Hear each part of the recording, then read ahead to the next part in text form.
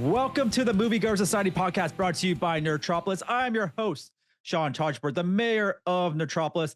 And joining me once again is my co-host, Drew Munhausen, the professional media and movie mastermind, who is the newest teammate on this brand new, they look like an NBA team. You know, it's Space Jam 5, maybe. Maybe this is the team of Space Jam 5 behind you. Godzilla and Kong. I would love to see that as a Warner Brothers film.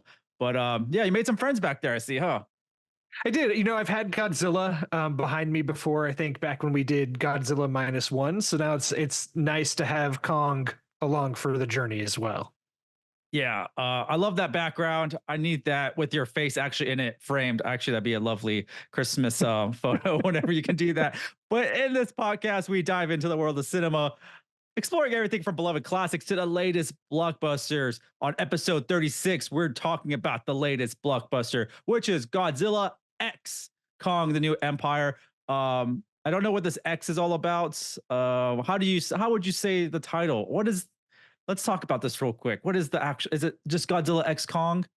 You're asking me actually the same question I was about to ask you, because I feel like I've heard some people just say Godzilla Kong, like, as you know, or Godzilla X Kong. For me, it feels weird for me to leave out the X because it's there. So why wouldn't you say it, Godzilla X Kong? I mean, I know what they mean by it, but let's call it Godzilla with Kong, the new Empire. Yeah, or Godzilla and Kong. I don't really understand why it isn't an and, or an ampersand there or something. But regardless, it is the latest blockbuster we'll be talking about on this episode. But before we get into all of that, first off, make sure you're subscribed to this channel. Make sure you're liking this video, or leaving a review if you're listening to this on the Apple Podcast or on Spotify. But make sure you also follow us on social media on every single platform you can think of. You can follow myself at Sean Tosh and Nerdtropolis at Nerdtropolis on every single social media platform. And don't forget to visit nerdtropolis.com for your daily dose of movie news, reviews, interviews, and trailers. I appreciate everyone that's been listening on the podcast format, on our platforms, or even on the YouTube channel or anywhere else you're finding the awesome Moviegoer Society podcast. So we appreciate all y'all for tuning in and following us on this awesome cinematic journey that we're on. And Drew, where can they find you when you're not contributing to Nerdtropolis?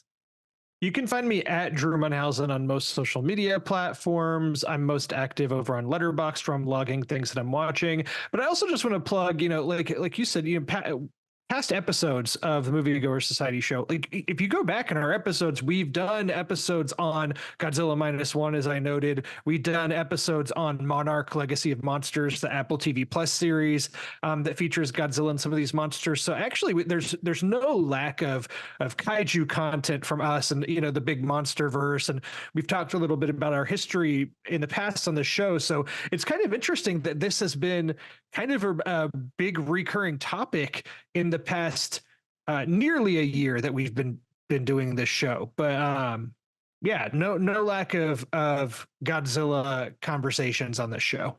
I'm all for having a kaiju dedicated podcast. I think it's doable. There's a lot of kaiju stuff even outside of Godzilla and Kong. There's some extraordinary stuff. So we have to think about this. I would love to do some kaiju episodes, but also don't forget to catch up on past episodes of the Moviegoer Society, like Drew has mentioned. Tune into my podcast, Real Insights, which is on Spotify, Apple Podcasts, and of course, the Nerdtropolis YouTube channel. I did do an interview from Monarch as well, so check that one out. So that's all tying in with the MonsterVerse that we're going to just dive into really right now. Godzilla X Kong, the new Empire. I think we're kind of just like spoiled with all of this. I feel like with Monarch, which was really great, focusing on the human side of things, and then getting Godzilla -1, which was awesome from Toho. But finally, we get like what we love: Godzilla and Kong being in the same film together, which is brilliant to me. So on this one, this follows up versus Godzilla versus Kong. It's a follow up. They're no longer really at each other's throats. They must team up, as you can see behind Drew. And there is a new kaiju creation, or whatever you want to call it, called the Scar King. I call him King Louis from the Jungle Book. He does kind of, yeah. I'd see the resemblance for sure. It's a good comparison. Not much of a plot per se. They just need to team up. There's a lot to it. I don't want to dive into the story that is a subtle story, but a great story. I think it is. In this film, they really take away from the human elements, but the human elements they do deliver. and the storyline, which I really don't want to spoil, but I got really happy where the human storyline was connecting to. Goes to a deep lore and another character, I will say. Got me Mhm. super excited on that because that's actually one of my favorites out there. But this new film delivers the ultimate spectacle to be seen on IMAX. I got to see on IMAX. Drew, what's the largest screen you got to see at RPX? What'd you do? I did see Dolby, so yeah, not quite IMAX, but I still had a great experience. Yeah, this film is huge. You got these monsters in front of you. So don't go watch it on the small standard screen. Find your theater of your choice, find the biggest screen format you can find because you're doing yourself a disservice by not watching these two guys go at it against other kaijus, other big monsters in the Monsterverse. I love what Warner Brothers is doing, Drew, with the Monsterverse. It's really fun. I didn't hate any of the previous films. I actually loved everything since what was it, 2016's Garth Edwards Godzilla. I thought that was awesome. And that really had a lot of human elements to it too.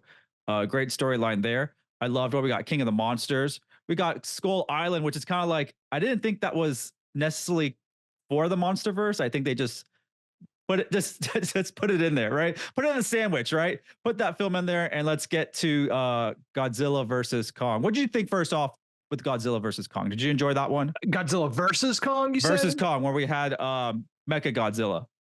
I did. I remember enjoying it at the time. I had a good time. I will admit, full transparency, I watched it at home. If you remember, that was during 2021 when it was a Warner Brothers film that went straight to HBO Max and theaters simultaneously. I watched it at home.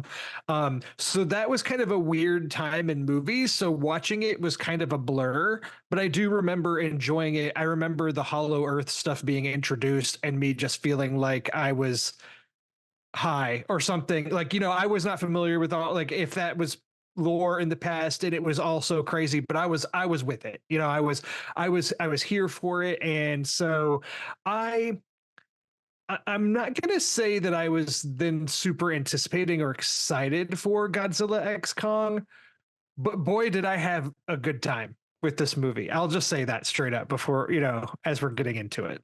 Yeah, and you speak of the Hollow Earth world, which is, I think, a realistic theory out there in the real science world, maybe, I think. But the fact that they're adding this to the Monsterverse is brilliant. It lets the Monsterverse be bigger than what's on top of Earth, right? There's so much more within Earth in another world where you can have more fun, I feel like, and not worry about so many buildings being crushed. When are we going to stop this? So in the Hollow Earth, there's a little bit more of a neutral, I think, battlegrounds for all these kaijus and big monsters to really fight against. I really love it. In this film, we actually go deeper in Hollow Earth. I didn't know it goes this deep, and there's a lot of uncharted territory, especially after watching Monarch. I'm like, obviously the Earth is big, so I guess all of Hollow Earth inside is really massive, and there's a lot of other creatures you can find beyond. So, I mean, they just opened Pandora's box with this film. Um, Go in this film, don't expect a great storyline. I don't go into the story, but actually parts of the storyline I actually really enjoyed.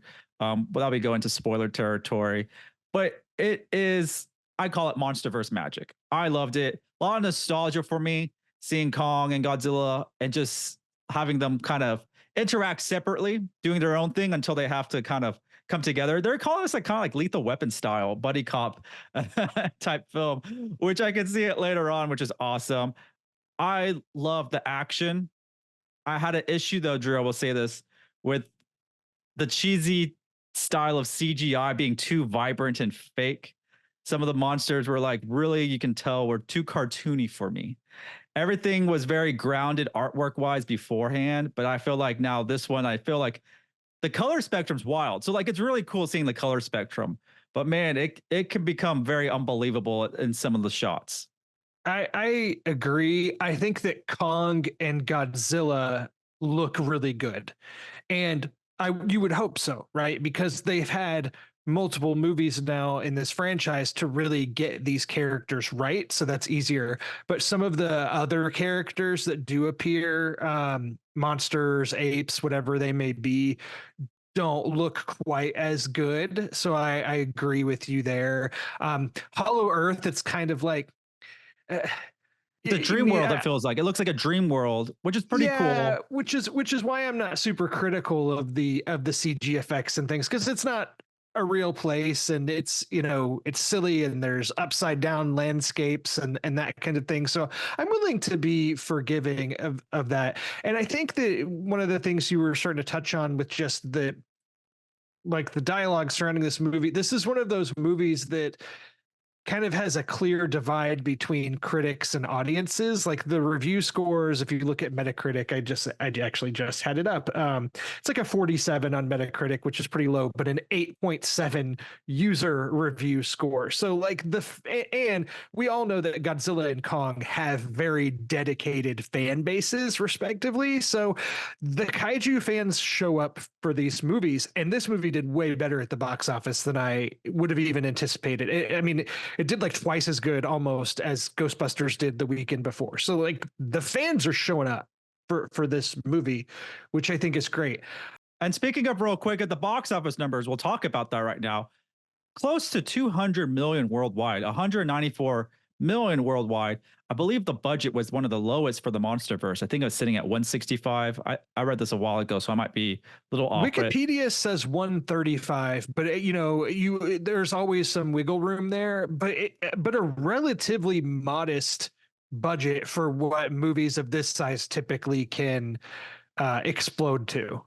Yeah, this is the lowest I think of the MonsterVerse budget they did, which you can kind of tell at times, which is fine. You got to give all your money towards the Godzilla and Kong titans. You know, you got to neglect the other titans with how much you can make them look amazing. But I mean, a lot of them did look good. I love the little guy. We're gonna call him the little guy in in this movie. You see in the trailers, there is a small, I guess, their orangutan is what that is, right? That's what King.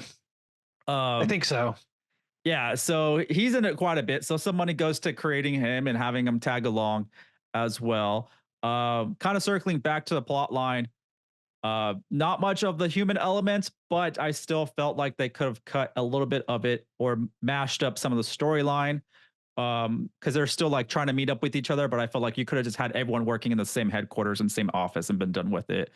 Didn't need to have like a kind of a global trek to go here and there to get a couple people, then to jump right into Hollow Earth. I was just waiting for that. I kind of wished everything kind of jumped right in, right when they dived in, and then that really cool shot of Kong jumping in and them following suit, I thought was really cool.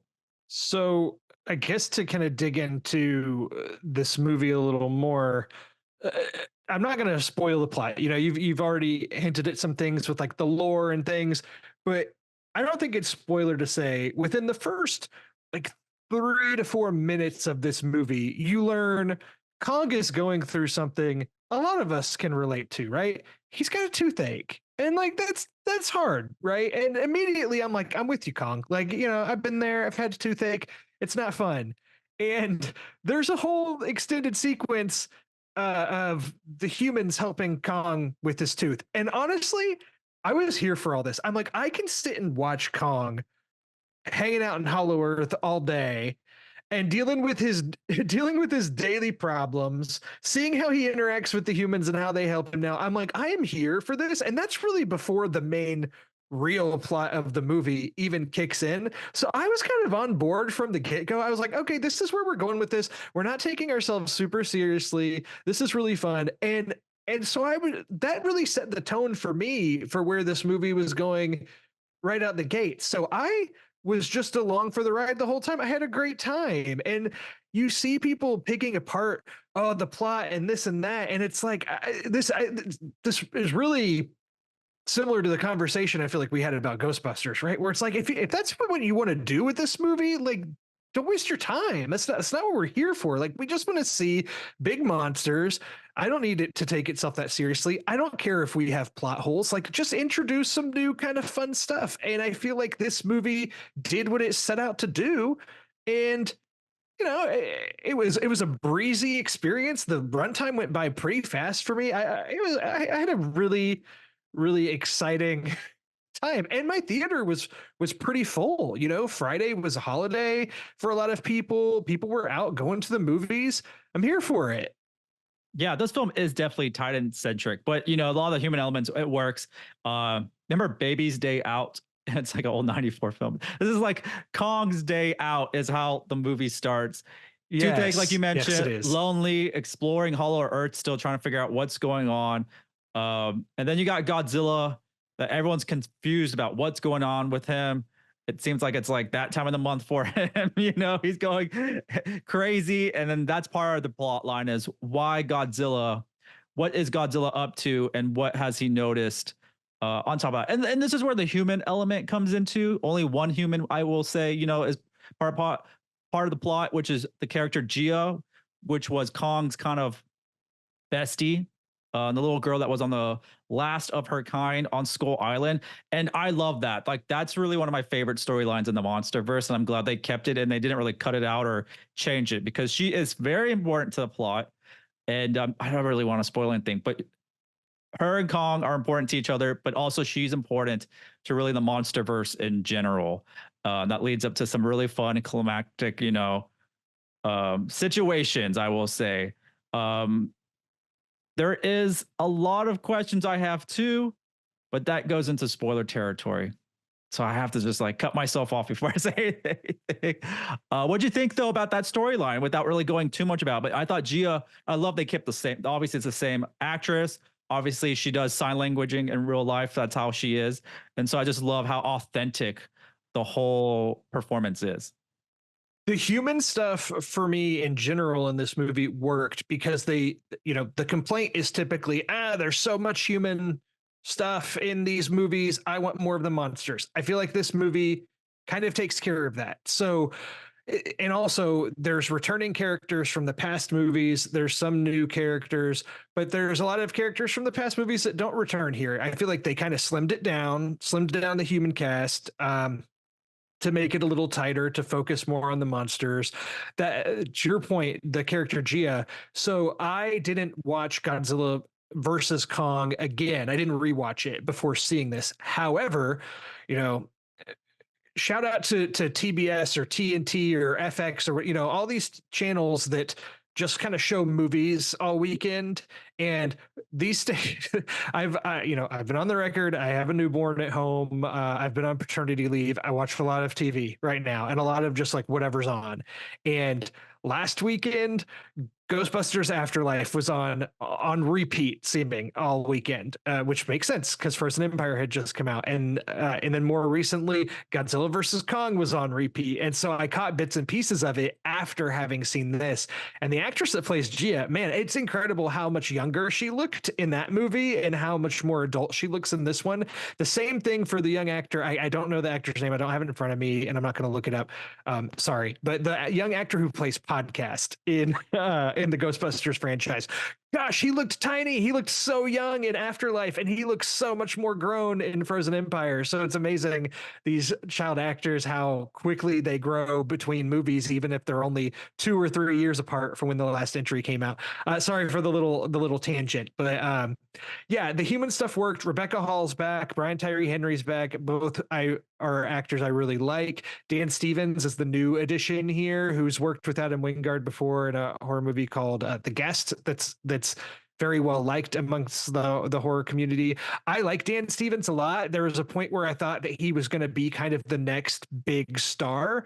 He kind of came out of Downton Abbey, did the Legion TV show that was very popular at that time, and has been in some movies. He was the Beast in the live action Beauty and the Beast movie from Disney, and he's been in some comedies, like he was in Eurovision that came on Netflix. He's been around, and so when he was in this, I was happy to see him. He's also going to be in Abigail coming out later this month, actually.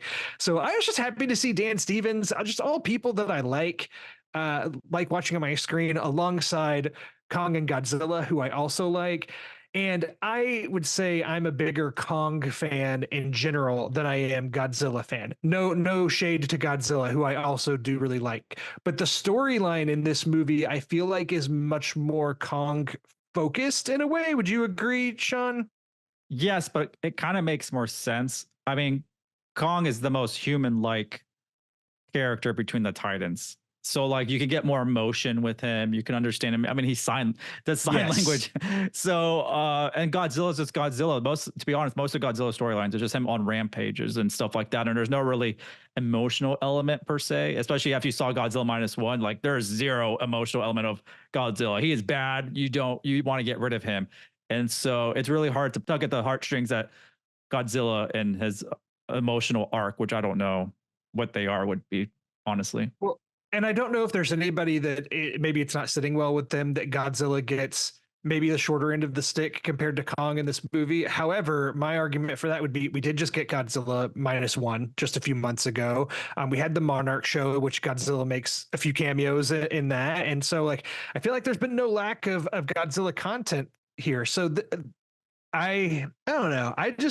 I keep saying this. I know I sound like a broken record, but I just had a good time. Like, what more can you ask for? If you're going to the movies to see something like this and it's super fun, I'm like, that's worth the price of admission to me. Yeah, I was glued the whole time. Like I was just staring at the screen, really checking out everything they delivered, with the landscapes to some of the Easter eggs and everything else. I mean, we gotta give praise to the director, Adam Wingard, like really knows his stuff now. He did the last film. And so he really this is kind of his baby now. And he says, I'm not sure if he meant it like this is a trilogy and he's ready for the third one, or he has another trilogy in mind. I forgot what it is, but like, he's all in. He has things planned out and he wants to complete whatever he has in his head with this franchise before he goes somewhere else. And yeah, please keep him around. I think he got it. And I think he knows these characters and what we want from them. And I don't think I would change anything about this film. I think it is just I think would tweak some of the human elements and just rush it a little bit faster. So we get another extra 10 minutes of the Titans and everybody else fighting. But other than that, like there is multiple Titans, I will say. There are some cool little surprises involved. And I really like you see in the trailer. There's a couple things you already see in trailer, so these are not spoilers.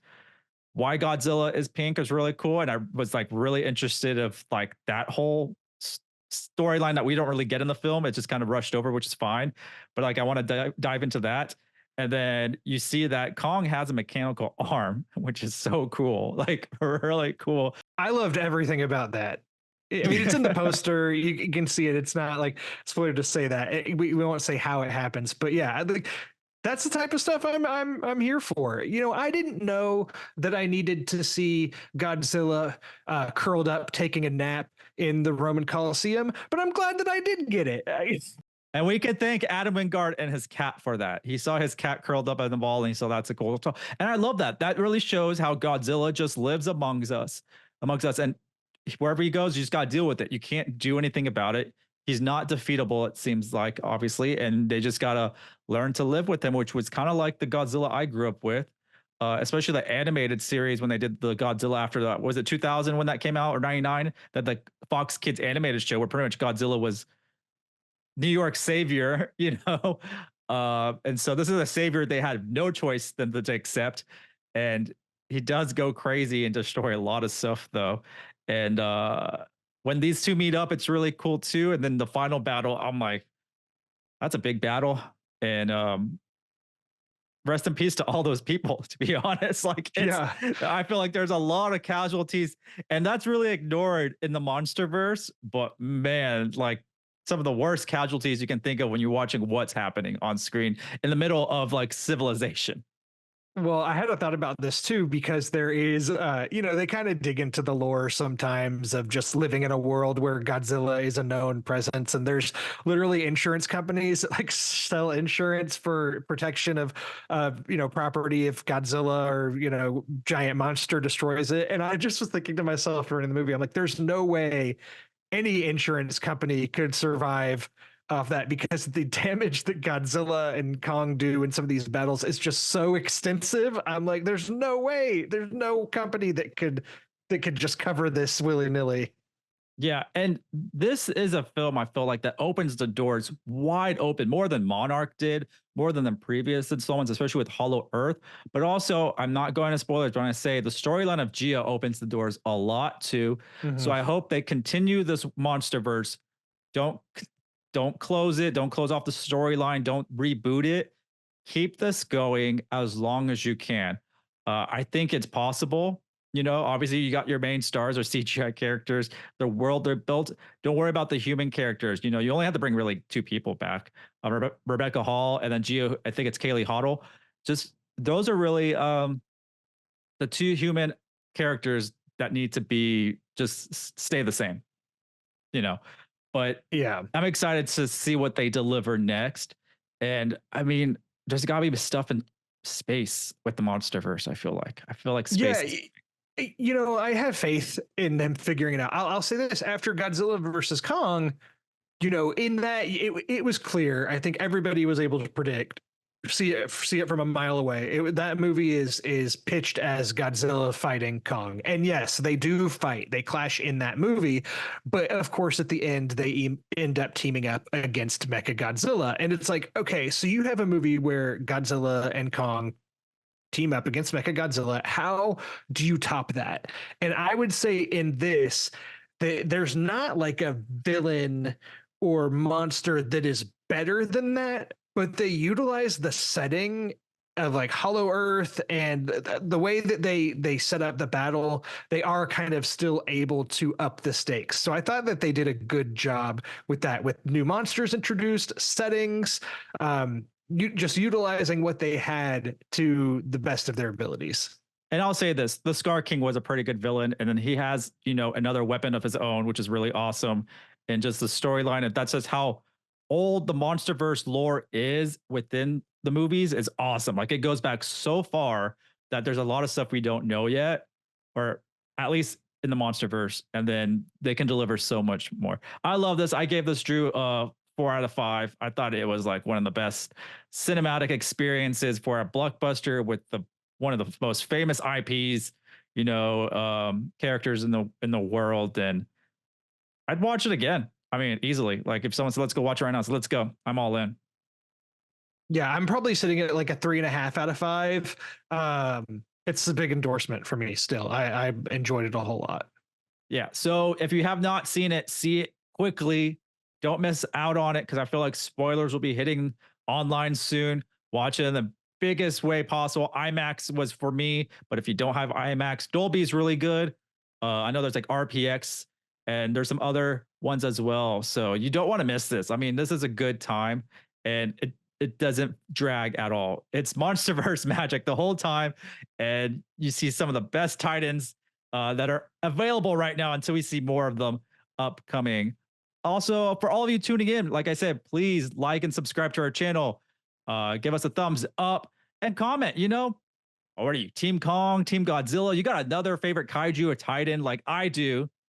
But I won't say who it is. I'll probably save it for another episode. But I have a couple other favorite Titans from all the kaiju movies and stuff like that. I mean, there's a lot out there. So I'm glad the MonsterVerse is growing. And we have a lot of awesome Nerdtropolis content coming your way. But once again, Drew, where can they find you? You can find me at Drew Munhausen on different social media platforms, of course, weekly here on the Moviegoer Society. Thanks again for joining us for another episode of the Moviegoer Society. Once again, I'm Sean Tajipour, the mayor of Nerdtropolis, and we will see you at the movies.